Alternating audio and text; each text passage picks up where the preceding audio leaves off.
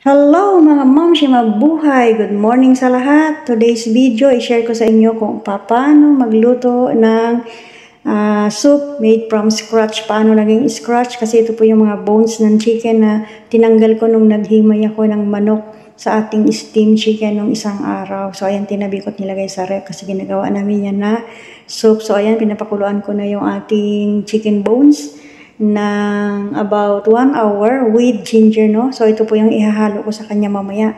Yung mga gulay, no? Yung pechay o white cabbage. Ayan naman yung Chinese cabbage. At, syempre, meron din silang pinahalo na beef. So, ayan ang beef. Ihahalo ko yan sa ating soup mamaya. And then, ayan, ready na ang ating soup. Alisin na natin ang mga bones. Itabi na natin at hindi natin kailangan yan.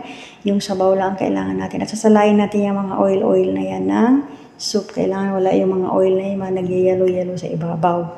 So, ganyan lang po kadali ang paggawa ng soup. Take note, wala pong kahit anong asin or anong pampalasang hinalo dyan.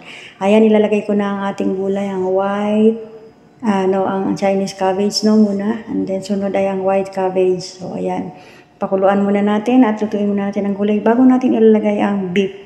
So, pagkatapos na maluto ang gulay, lagyan natin ang beef at kailangan ang beef ialisan agad natin.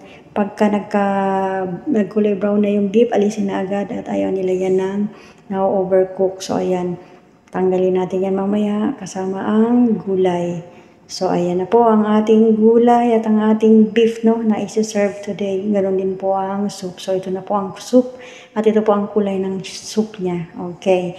Ayan. Thank you for watching. Have a nice day. God bless us all. And please don't forget to follow, like, and share my video.